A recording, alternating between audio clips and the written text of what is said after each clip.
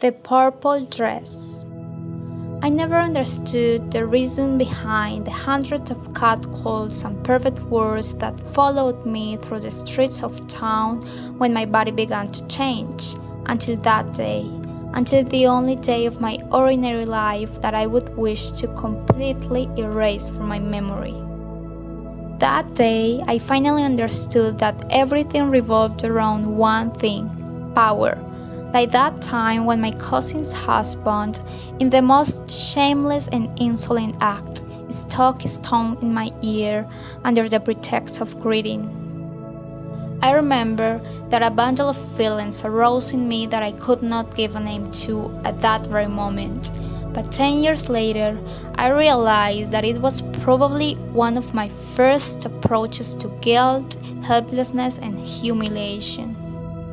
I was never the most confident or the most talkative girl in my group of friends, nor was I the happiest, the most charismatic, and much less the most passionate about life. But certainly, every day, I found a way to live a life in peace, safe from any fear that the world and its demons could provoke in a naive and vulnerable being. I didn't allow myself to suspect and question how bad the intentions of human beings could be. I simply never imagined that there was something in me, in my soul and in my body, that could be taken from me with such violence and lack of compassion by a complete stranger. Of course, at that age, I didn't have the judgment or the experience necessary to understand that I had clearly just been the victim of gender-based violence. So, what justification can a 13-year-old teenager give for such a dirty trick? Well, with complete certainty, I can state that each and every reason any young girl finds for a situation like this will fall on herself, never ever on her own abuser. Because this sexist and misogynistic society will have taught her that a catcall is a compliment, that men are naturally more sexual than women, and consequently have more sexual cravings that they need to satisfy, regardless of the well-being and dignity of anyone else, especially if it is only a woman. And that above any genuine and instinctive reaction of resistance that might arise from the abuse, she should simply feel lucky that it was her whom he chose among all the other possibilities as a target of sexual abuse and harassment. Because women are taught from an early age that being complimented on our physical attributes is a gift that should never be refused, and indeed is the only flattering remark that should really matter to us. Probably, when we are about to write a real-life story of ours, one of the biggest challenges is to know how and from what point to start telling it. Because in reality, we don't know exactly how it started. We don't know what was the incident that gave rise to that sequence of events that deeply affected our life. So I've come to the conclusion that for my own story, perhaps beginning by describing a typical day of my own life before the tragedy is a good way to do it. That afternoon is possibly one of the most beautiful memories I have of that place. The university I was attending at the time was certainly not my favorite spot in the city, but it was unquestionably a safe place. There was no room for judgment, criticism, or humiliation, let alone attempts of sexual harassment in that place.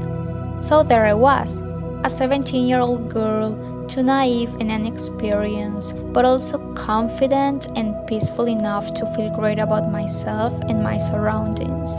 Walking down one of the busiest corridors of the university, stopping every so often to say hello to some classmates, commenting on the day's highlights, and laughing at the self-deprecating jokes my good friend Emily used to crack.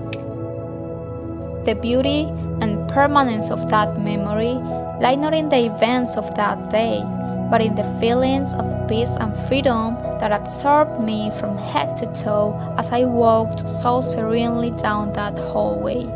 However, that self-confidence with which I paraded around that afternoon also came from the dreamy dress I was wearing.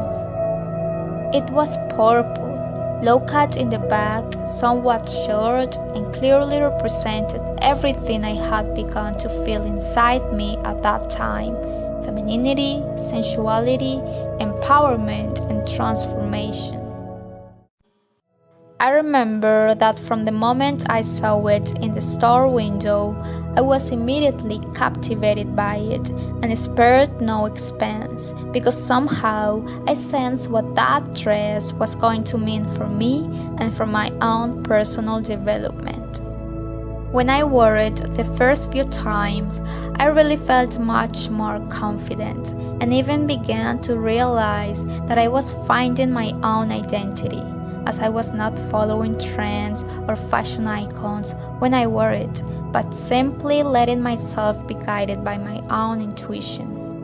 Undoubtedly, that purple dress represented evolution and transformation, but never, not even in my most bitter days, did I imagine that it was going to become my own executioner. Let's go back to the day of the tragedy, the day my dreamy dress turned into a nightmare. I was coming home from college on public transportation. I was wearing the dress. When I got on the bus with my friend Gabriela, we encountered what was obvious to expect at that hour. The bus was crowded, and there was only one seat available at the back of the bus, so we agreed it would be better to stand. However, a young, tall, fair-skinned, friendly-faced man wearing a green t-shirt and sitting next to the empty seat offered us his chair. Anyone in my place would have accepted without hesitation, because how bad can the intentions of a white man who is stereotypically harmless and well-principled be, right? Besides, it was just a stupid chair. I thanked him for his kind gesture and accepted immediately, because that way I would be able to have a quiet conversation with my friend, who sat in the free seat next to me. The man stood right in front of me and settled his back on the lower part of his torso, near his left leg, which I found a little bit uncomfortable at first, but then my mind managed to dispel any hint of suspicion by imposing on me the logic that the circumstances forced anyone inside the bus to remain motionless and with few options.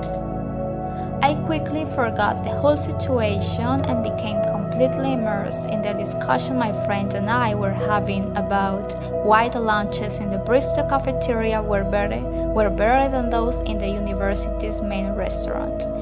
We had already gone through almost 10 topics of conversation when we arrived at the station where we were to get off. I don't think I'll ever know how for more than 20 minutes I didn't realize that there was literally a man masturbating less than a meter away from my face, and taking me as the object of his most depraved and nauseating fantasies during that time on the bus. It's just one of those things I never thought I could expect from a human being at my 79 years. I was completely cold and paralyzed.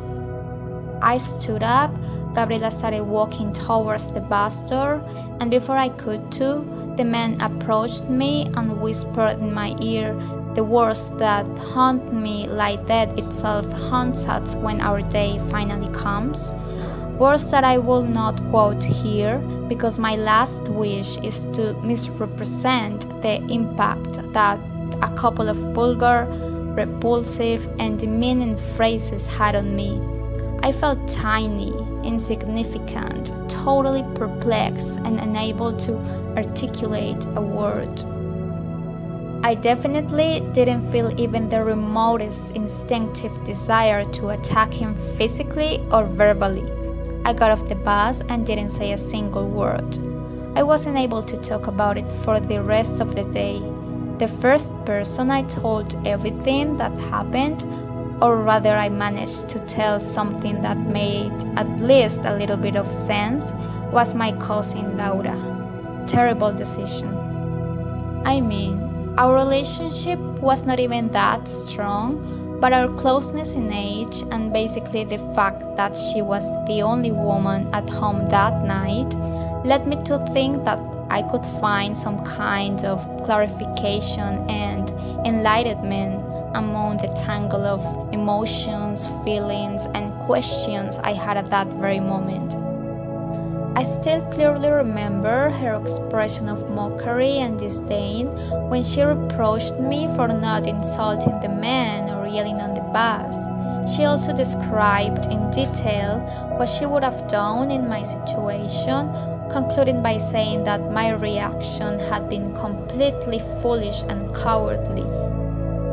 Of course, I was also fortunate to talk to people who realized that the best way to help me was to listen to me, just that, without judgment or criticism. Had it not been for them, I would have ended up drowning into my own silence, and probably what was initially anguish, confusion, and fear would have ended up turning into absolute agony. But that damn dress. It was a long time before I could recover from the havoc that dress wreaked on me. Memories of people questioning me about how short and low-cut dress I was wearing that day come into my head, one after another. It was as if they were sentencing me for wearing something like that in a public place, because clearly to them the dress was an explicit invitation for any man around me to feel like that my body was his property. Created using Powtoon.